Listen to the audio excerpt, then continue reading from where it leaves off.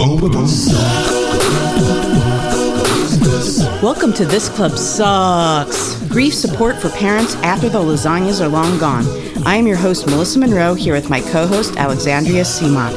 Each week we record our child loss chat on Twitter Spaces, where we explore topics around grief and trauma. Whether you are a bereaved parent, want to support bereaved parents, or exploring other sources of grief, we'll be here holding space after the lasagnas are long gone. Oh, this club sucks.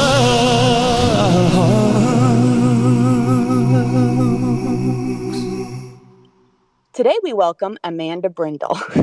Did I do that right, Amanda? Yes. Yay.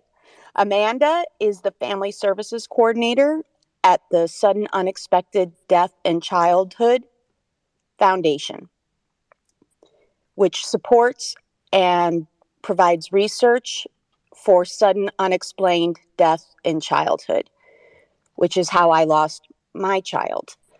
Now, it's not technically a cause of death, it's the absence of a cause of death. So it's considered a classification of death. What it really means is that after a thorough death investigation and autopsy, there was no cause of death identifiable. And I wonder if you would like to introduce yourself to everyone, Amanda. Thank you so much, Melissa. And that was a really great explanation of SUDC. I'm the Family Services Coordinator with the SUDC Foundation. Like Melissa said, it's a category of death for children between the ages of 1 year old and 18 years old that remains unexplained after a thorough death investigation and autopsy. It impacts about 400 children a year. It's rare. It's about every 1 in 100,000 children. But as Melissa said in her tweet, being one of those 400s doesn't make it feel very rare. So we, in addition to offering advocacy services while parents are going through their case investigations with the medical examiner or coroner, assisting them with DNA banking, referrals to research studies, assistance with navigating any additional healthcare they might need. We also have some support services through our Facebook support group and our SUDC network, which is on the Mighty Networks platform. It's a place where we can house all of our news and information and resources and host a lot of new community events. It's amazing, amazing work. And there's quite a bit of research as well. Is that right, Amanda? Yes, we work very closely with the Sudden Unexplained Death in Childhood Registry and Research Collaborative, which is out of NYU. And we typically assist about 60% of families that come in our door with getting referrals to that research study. It's a 5-year study where they're trying to find causes for unexplained death in childhood. And that consists of additional genetic testing of the parents and the child, and a thorough investigation of their medical history and reports. All of which is pretty grueling if you have just lost your child that way. I know I can speak for myself in this case. I was crippled with guilt, with grief also, but with guilt, because there was no cause. So I was sure that I did something. Did I give her accidentally tainted Tylenol? Did I give her too much Tylenol? Is there a gas leak in the house? When she hit her head 3 months ago, did it cause more damage than I thought? You just start going through everything that might have happened. And at the time, I was not yet involved in the SUDC Foundation and their support services. So I knew the guilt was a problem, and I've discussed this on the show many times. So I knew I had to address that before anything because it was killing me. But what I've learned in meeting so many other parents who have lost their children in unexplained or unexpected ways, the guilt really seems predominant, if not universal. Would you agree, Amanda? Oh, absolutely. I think you nailed it on the head of why things like community support and peer support in spaces like this are so important. I think when people are initially grieving, it doesn't feel normal because your body and your brain have never been through these things, and you feel literally crazy because everyone around you is living life and looking at you in a certain way, and there's all this pressure. So yeah, I think, just trying to navigate things during that time is so difficult. And I think the guilt is a huge part of that, and really connecting with others, and realizing that, okay, everyone else did that same bedtime routine that I did, or this is the same story. It's so validating.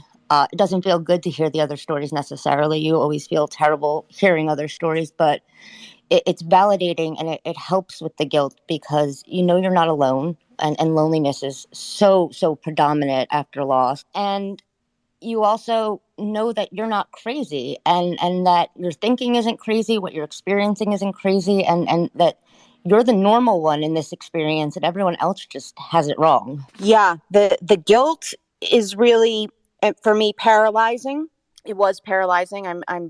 I'm over that. I'm happy to say. Thank you, EMDR therapy. But what I learned when I finally got involved about 3 years later was that sense of guilt seemed pretty universal among the parents. And my theory on this, and you can correct me if I'm wrong, and there could be many reasons, but when there is guilt, is really an internalized anger, which is one of the stages of death and dying and grief.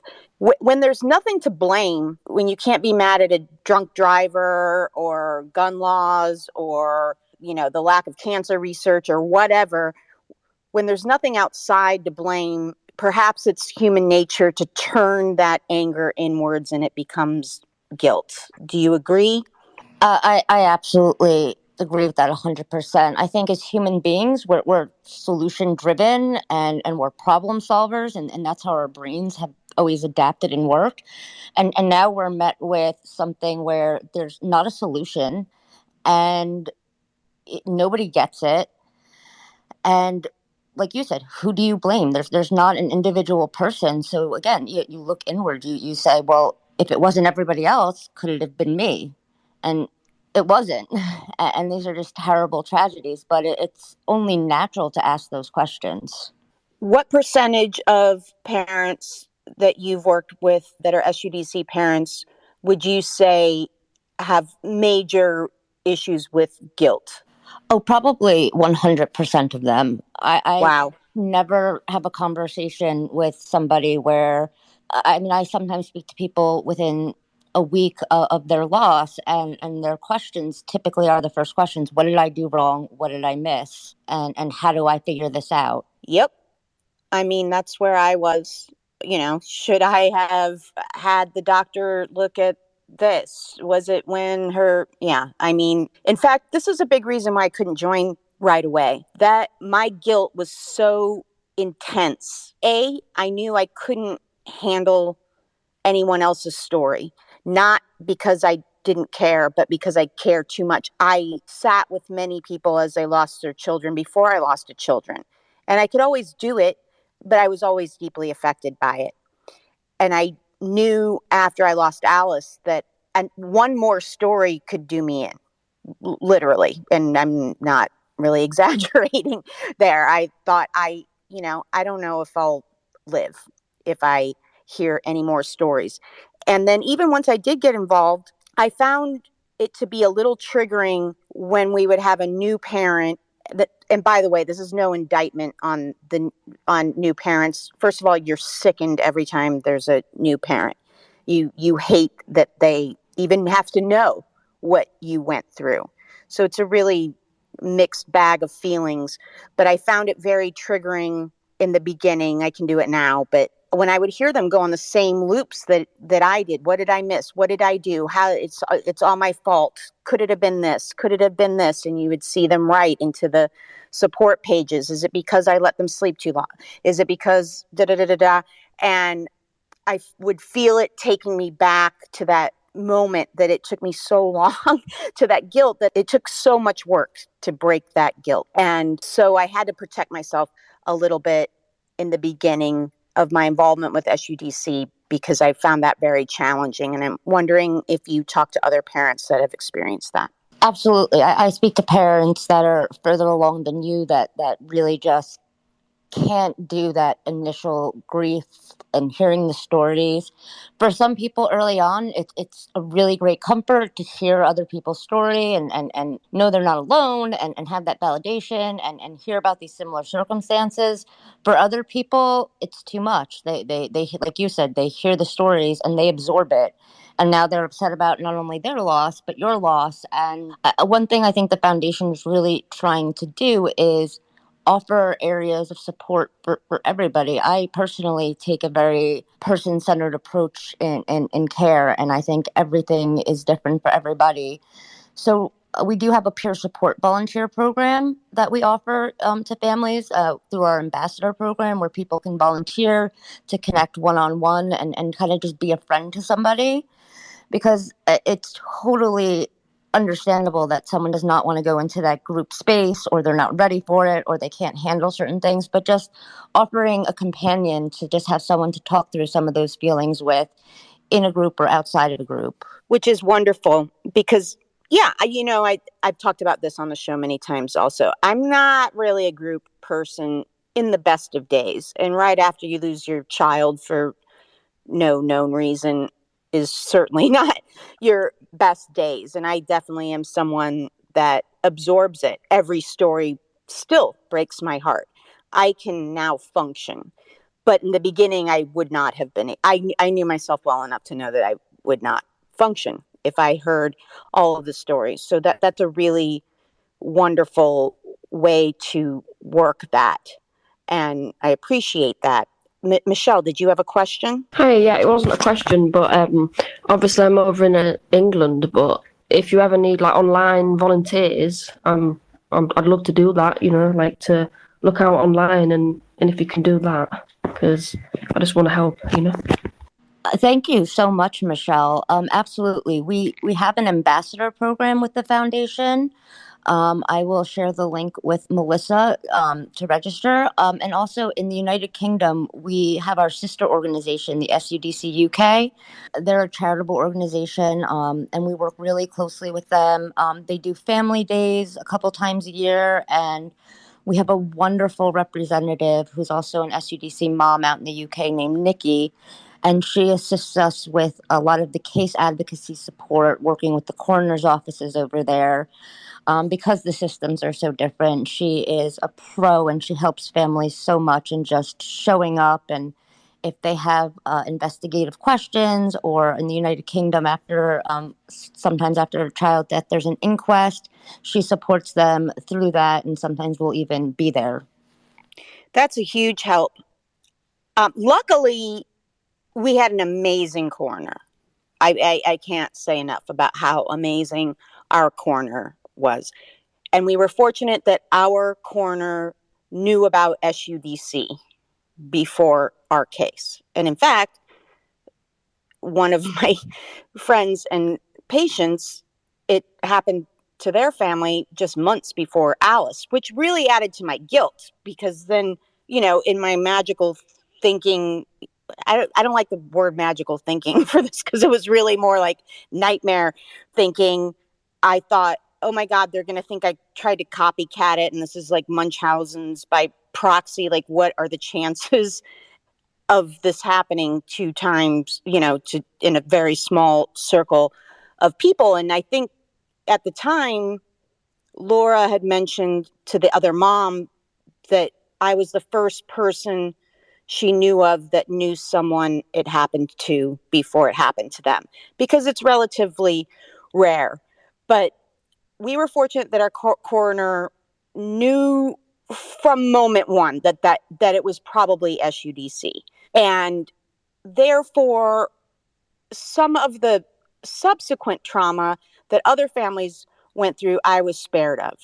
And what I'm talking about here is, and if you've never seen it, John Oliver has a show on death investigations that I highly recommend. I know that no one's sitting there thinking, I'd love to watch a show on death investigations by John Oliver. But it really is amazing. And there are very, very few qualified medical examiners in America, not to mention the world at large. But even in America, there's not enough. Many cities don't have a doctor or that's a coroner, or they don't really even have a medical examiner. And so they certainly don't know about SUDC. A lot of medical examiners don't know about SUDC. And so one thing I know that other families have been through is without that awareness, then the family ends up under investigation. And those stories really horrify me. And I wonder if you could address that a little bit, Amanda, and talk about the importance of awareness here. I mean, every cause, talks about awareness, and it's such a cliche now that it almost doesn't mean anything, but it really, really, really means something in SUDC. And I wonder if you could talk about why awareness is so important, particularly in the death investigation phase of this, and because of the consequences it can have for the family. Absolutely. And it is completely heartbreaking, and it is an additional trauma for families when the systems that they're working with are unaware, ignorant, whatever the turn of phrase might be. It definitely causes issues. One of the biggest things is, like I said earlier, SUDC is a category of death, and death categories are coded in numbers, and that's how statistics for the CDC are produced and everything. So different types of when different causes of deaths or categories of death are put down on the death certificate, it could impact those statistics and monitoring in those programs. But also for the direct family, the SUDC Foundation assists with things like DNA banking, which is where the medical examiner will have tissue samples retained for a certain amount of time. And we assist families in banking those safely and securely in a lab in their name so they're not destroyed. If organizations and systems don't know that the service is either available or that SUDC is a thing, that's something that families are missing out on, which can lead to research or just internal private genetic testing and really trying to figure things out. And then on the Child Protective Service front, we have an initiative for next year to really reach out to different family services for child protective services, family services in each state, and really try to get them educated on SUDC, because if there's not an awareness about this issue, people don't think that a healthy child will just die without cause. Nobody thinks that. And if the professionals working with people don't know that and are only trained in things like child abuse and foul play, then that's all they're going to be looking for. And that's just not acceptable, because it traumatizes families, it breaks families apart, and it leads to poor outcomes for families overall in trying to figure things out. A couple of things that the foundation has done is since I've started here in 2019. In 2020, we released national guidelines for sudden unexplained pediatric deaths. And that includes how to assist families, how to perform the death scene investigation, for pathologists, ways for them to perform the autopsies and different tests. Because as Melissa said, there is no national guideline. And I would recommend anyone who wants to know about the death investigation process in this country that John Oliver's special really paints an accurate picture. There are no national guidelines, even in sudden unexplained death in childhood. And the way each office operates around the country can be vastly different. Their funding can be vastly different. I think the national average for funding for medical examiner offices and coroner's office is about $30 a person for that population. So 30 times whatever. Yeah. Wow. So these offices are very underfunded as well. And so because of that, we also, in addition to these national guidelines, this book that they create, the foundation assisted the National Association of Medical Examiners in creating, they created a webinar series that professionals can get continuing education credits for. And it goes through all of the books, and there's presentations by medical examiners, pathologists, emergency room doctors, and SUDC families, because that human factor is so important. And there's trainings and how to handle these conversations, how to handle these death scenes. There's reenactments by amazing actors. And on top of just having the actors involved in these reenactments, we had actual medical examiners and actual physicians really act out how people should be in the emergency department, at the death scene, how they should follow up, what kind of resources they should do, information on just being trauma informed and creating psychological safety for families during these conversations. So this webinar is really helpful and it's free and they can get additional credit for it. So that's another really wonderful thing that has been produced since I've started. And in 2020, the Scarlet Sunshine Act was passed by both houses in the United States, and that is going to help with surveillance of sudden unexplained deaths. As I said, these death categories matter and how funding is given and how research is done, and really knowing the impact of SUDC. So Scarlet Sunshine Act will help with surveillance of death investigations. And I will say that was named for Scarlett Pauley, and her mother is an amazing advocate for the foundation. Yes, Stephanie is an amazing person, and one of the first people I met at my first and only retreat. Really, just a lovely woman, and that was really necessary because there's no, well, at least there used to be. You can correct me if I'm wrong, but there's no public funding for SUDC research. So that means the funding is massively limited because it's relatively rare. So if there's little awareness and there's no public funding, that means it's mainly getting funded by people who have been impacted from it, all of whom probably have some degree of financial instability following the death of their child. And so it's not a big pool to pull from. And research requires a lot of money because there's probably not one cause here. There are probably causes, and they have no idea what causes these might be. So it's going to require a massive amount of funding. And if there's no cause, then we can't plan interventions. We can't plan screenings. We can't have anything that would help prevent these deaths. So we really have a long way to go.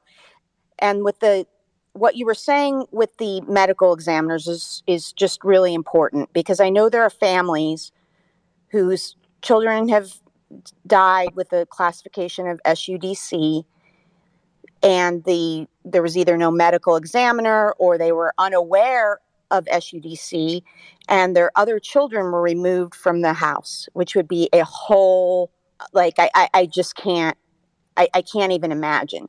Just the thought of that pretty much drops me into the fetal position, because I know with how much guilt I felt in the beginning, if they would have suspected me, for instance, if I would have been under investigation, I probably would have said, throw me in jail. It's probably my fault. I don't know what I did, but it's probably my fault. And that would have traumatized myself and my family more. I just can't imagine that. And I can't tell you how none of my children's doctors, and I'm in LA, by the way, none of my children's doctors had heard of SUDC. Most of I was on the Western medical path before I switched careers to Oriental medicine, Chinese medicine. Very few of my colleagues had heard of SUDC before it impacted my family, because until very recently, it was not taught at all in medical schools or nursing schools. There are some, I think, Amanda can correct me, I believe there are a few now that have it in the curriculum, but most don't know it. So how can these deaths be handled correctly if there's no awareness, even within the medical community, about its existence, that it can happen, that a healthy kid can go to sleep and not wake up? So awareness is so key. And am I right, Amanda, that it is now being taught in a few medical schools? That is correct. Not many. We have been working really hard to add SUDC to curriculum in medical schools, in nursing schools. Recently, we spoke with a nurse practitioner instructor who was impacted by SUDC and really wants her students to have awareness. Our vice president, Dr. Erin Bowen, is a pediatrician, and she works very diligently with the American Academy of Pediatrics to spread awareness. And most recently, this past week, was at the American Association of Pediatrics convention in California this past week with a couple of other SUDC parents who came to support and represent the foundation and get information into these pediatricians. Another initiative we're working on is getting information into emergency departments, so that they have resources that they can give on hand, and also so that they're aware of these deaths and how to handle them and how to really support families. The amount of people I hear that leave a hospital with absolutely nothing is heartbreaking. Oh, it's completely heartbreaking. It's hard to even think about it. Is there anyone out there that has a question or a comment? Dr. A? Sorry, it took me a while to remember where the raise your hand is. What would you say, on average, is the time it takes the families to find out that nobody knows why their child died? I'll jump in here. I was fortunate again that that our coroner knew about it. So she told us right away, we're going to run all the tests. We're going to do the autopsy. We're going to do everything. And that's going to take months. But I'm pretty sure that this is a rare case of SUDC, which was helpful. It was still an agonizing few months. In our family, it took 5 months. And from monitoring the family page at SUDC, it seems like somewhere between 6 to 8 months before they're done with all the microbiology and all of the cellular testing. But Amanda will probably have a more specific number. And then let me just, before Amanda talks, so it was 5 months before the medical examiner called us with the determination. And then I think it was another 4 months before we received the death certificate. I think I received the death certificate a month before the 1 year anniversary, which was, even though I already knew, I wasn't expecting it. I had kind of a little bit forgotten about it. And then it appeared in the mail, and there's nothing like seeing your child's name on a death certificate and an autopsy report. There's nothing that can prepare you for it. Not even, we were very fortunate that the medical examiner called me personally and spent about a half an hour on the phone. And I could tell was gutted. I could tell he was fighting back tears. He was really a compassionate man. And if you've ever known medical examiners, can be a nerdy crew that don't deal with the public a lot. He was really a wonderful. But yeah, for us, it was 5 months before we had the determination. And it was another, I think, 5 or 6 months before we received the autopsy report in full. But Amanda, do you have any statistics on the average time it takes? I would say currently, because of COVID especially, that's really backed up a lot of offices a lot. Our typical timeline for a family is about 6 months. I'm so glad that you had a medical examiner that was calling you and talking to you. Sometimes that is the case, and people get really, really supportive medical examiners. Other times, people don't even know that they need to contact the medical examiner's office, or that there's a case.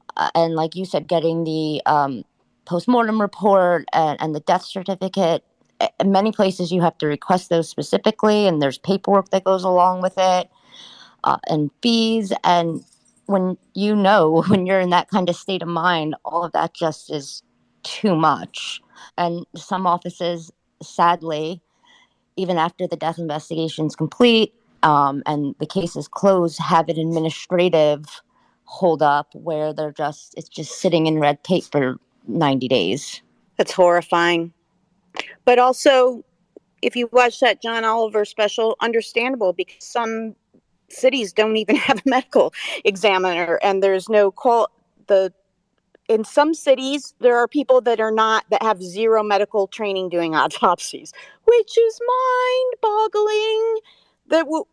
Oh my God, it's just mind-boggling. Heather, you had a question, and then Michelle.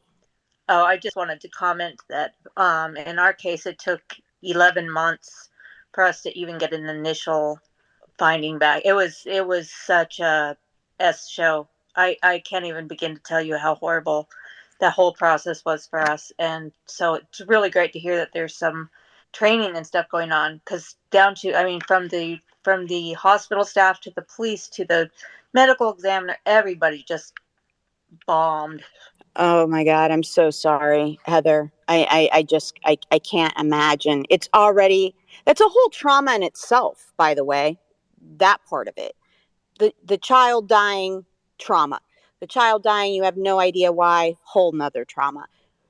The incompetence and the ignorance of a system that's supposed to support you is a trauma all of its own. And I'm just so sorry that that was your experience. And I'm so proud of you for all the effort you put forward in this foundation and in your son's memory, so that hopefully it won't be people's experience in the future. It's really admirable. And big love to you, Heather. Michelle? No, I just wanted to say, I just think that's one thing that needs stamping out. You said that there's people operating, doing autopsies that don't have medical, degrees and qualifications, and I don't know how that's legal, because especially over here, you can't get into the medical profession unless you pass a very strict test. So I mean, that's pretty serious. So I don't know what it's like. So I can clarify that a little.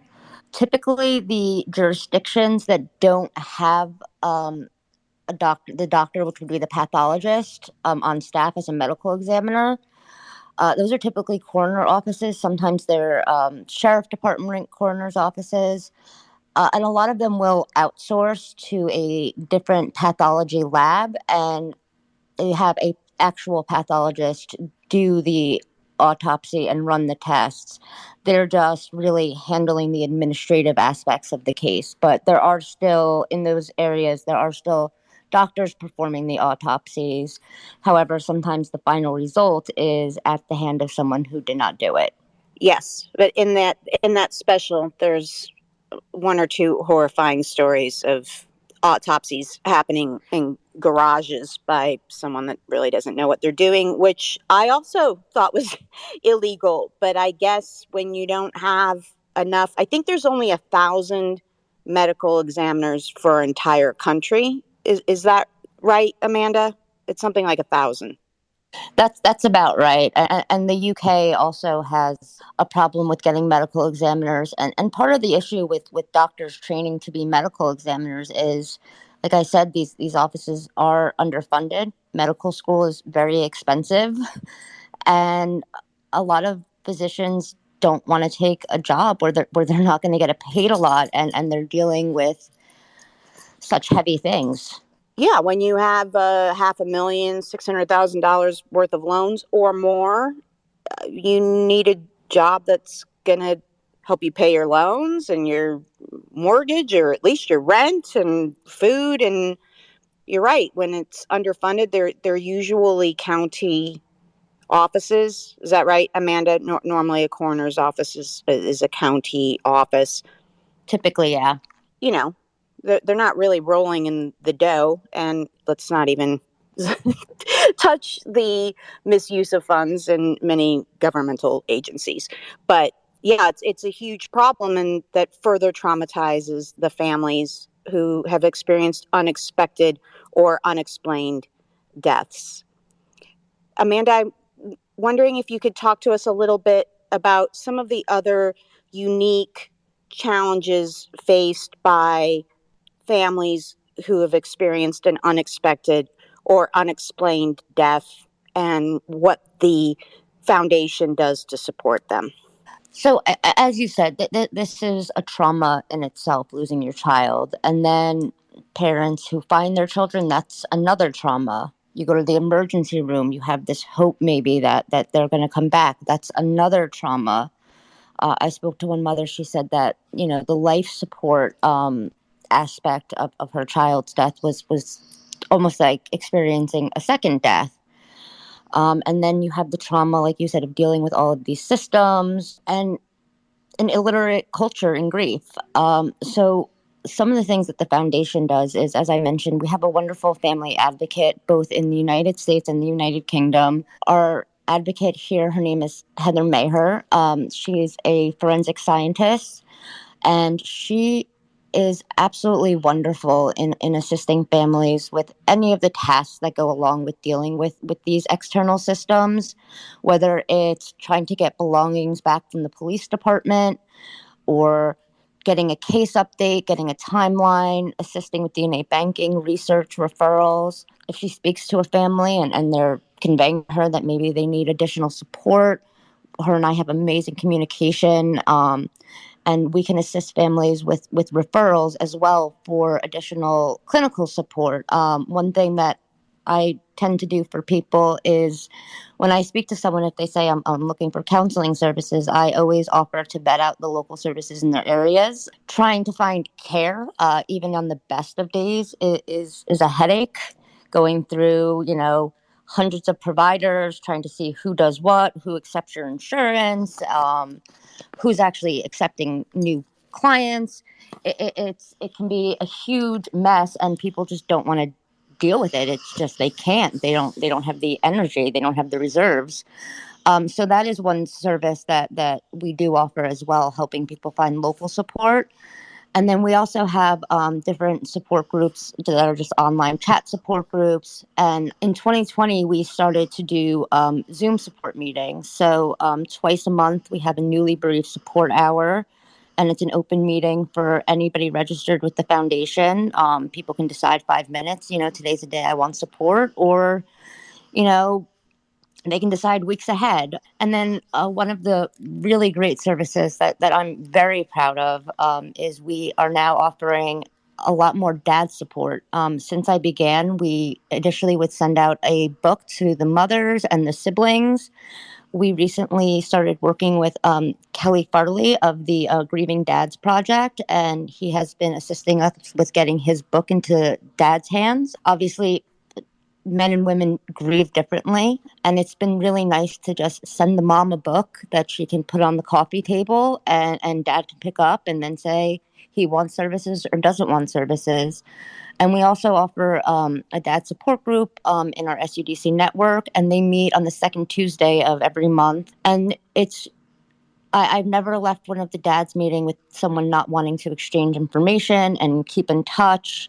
And it's just a really candid space for them to speak about things that they might not want to talk about in front of their wife, or just things that are just very unique to them. And in this coming year, we're going to be offering a speaker series. We're going to have 6 speakers over 12 months, speaking on different topics, things from EMDR to natural recovery. We're planning on a breath workshop. We might have a talk just for dads. So we're really trying to get that speaker series started in February. As I said, I understand that people all don't connect in the same way and people don't need all the same types of support. And I would say that the biggest asset the SUDC Foundation has is its community. So we're really trying to expand a lot of our community supports as well. We're going to be starting a book club that involves our ambassador program so that people can join in and do discussions online or come to a monthly meeting or start their own conversations and really have that community space where people can read a book and talk about these topics that really are valuable to them and they can relate to with each other. We recently started working with Pathfinders Grief Center in Aspen, Colorado. One of our families introduced us to her counselor and mentor over there, and she has been producing a grief coping skills workshop for us every few months where she goes through different exercises, and you can be on camera, off camera, take it in, or participate. We recently held a journaling through grief workshop, which will be a continued program that we offer. And next year, we're really going to be expanding some of these Zoom support groups as well. We've seen an increase in our families who have older children, mostly over the age of 8, between 8 and 18. So we're really going to try to get them their own support group so that they can connect. Another initiative we're working on is for extended family members. I speak to aunts and uncles often that don't know where to go for support, and support really doesn't exist for them. So we're going to try to start a quarterly meeting for them, in addition to the group that we have on our SUDC network. And then also just a closed support group for families that are over 2 years out that are just looking to connect with other families and try different coping skills and have these open conversations. And we're going to be expanding that to an 8 p.m. or 3 p.m. time slot in the next year, so that families all over the world can try to connect. Wow. It's really, really impressive and amazing, Amanda. I'm really blown away. It's so needed. I wonder if you would be willing to post in the chat at the bottom, any way that people can support the center if they wanted to make a donation. I know Alice has a page, Heather's son has a page, I'm sure Sheila's in here, I think her son has a page, but is there a general page where people could donate if they're so moved, or volunteer if they're so moved, that you could add to the chat?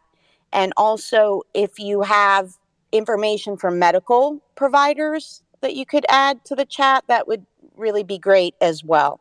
I love what you're doing with the dads. Mr. JB is in here, and I know that it's just so important. Men and women do grieve differently. There's different needs. It's just different. And like I've said many times, we all grieve different death. We individually grieve different deaths differently.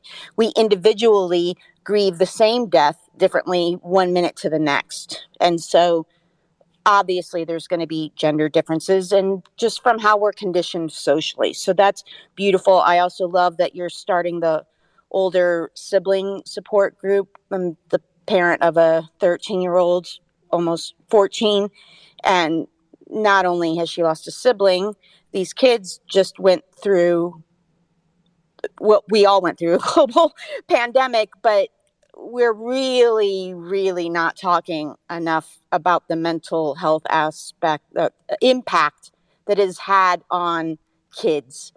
And then if they've already had a trauma in their life prior, it's just, we really have an epidemic of there's a mental health crisis in teens right now. So I love that you're doing that. I love the book club. It's all just really wonderful. One more question that I had for you, Amanda, is what led you to the foundation? So my previous position before this was working on a trauma grant for the state of New Jersey, with the National Child Traumatic Stress Network and SAMHSA. And the purpose of that grant was to expand evidence-based treatment, expand training in evidence-based treatments, and create more trauma-informed communities. So I did a lot of work in just understanding trauma, coordinating things involving trauma, learning about childhood trauma. And after that grant ended, I was just looking for a job, to be frank, and I came across the foundation. And like most people, I had never heard of SUDC. I thought at 12 months, you're out of the SIDS category and you're good to go. And I was really drawn to the meaning of this work, that this happens and it shouldn't. People it and they should. The research aspect of it, I found really important, whether it be research on bereaved parents or research on SUDC. I found it all very meaningful, and honestly, there's not really a day that goes by that I'm not happy about my decision or my decision to stay. This is the most valuable work I think I've ever done. It gives me so much meaning. Just meeting this community and knowing the people that I know, and just being able to support them is amazing. Well, we're very lucky to have you, and it sounds like you had a perfect background for it, and I'm really so fortunate that we have you.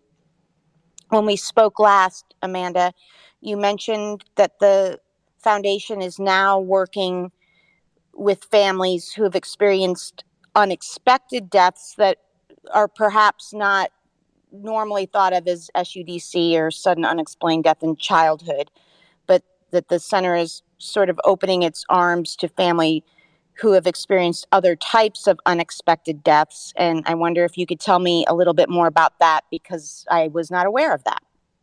So we typically promote to people that we assist with sudden unexplained and unexpected deaths, because one thing that we have noticed with families is, like you said, these death investigations can take months.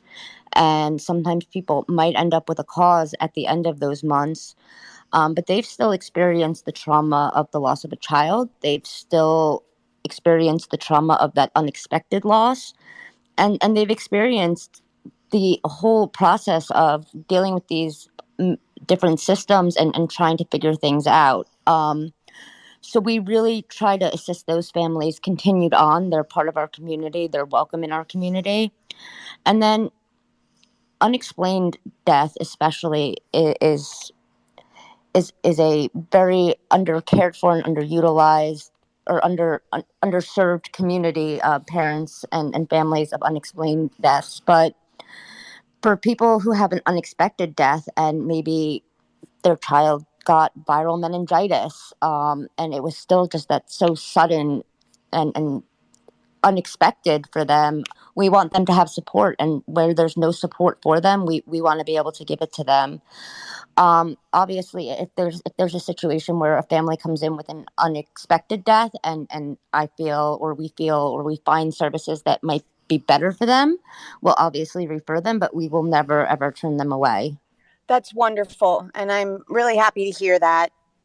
And again, it was something I didn't know, because yes, the unexpected death is its own category of grief, really, and unexplained is a whole another one. And if it's unexpected and unexplained, that's a whole thing. There's no grief that's bigger than any other grief, or better, or no one wins in the grief Olympics, but there are different flavors, I would say, for lack of a better word. A death that comes at the end of a long illness is going to have different characteristics. The grief that comes following a death that long developing is going to have different characteristics than a death that happens out of the blue. A death with a reason is going to produce grief that has different characteristics than a death with no explanation, obviously. And the age of the child, all of these, the age of the person, all of these things kind of change some of the characteristics of the grief. But unexplained death is certainly a very narrow window in the grief world. And I'm just really grateful to you and the foundation for providing all of these amazing services for folks who have lived through the unspeakable. Is there anyone else that had a final question or comment before we wrap this up?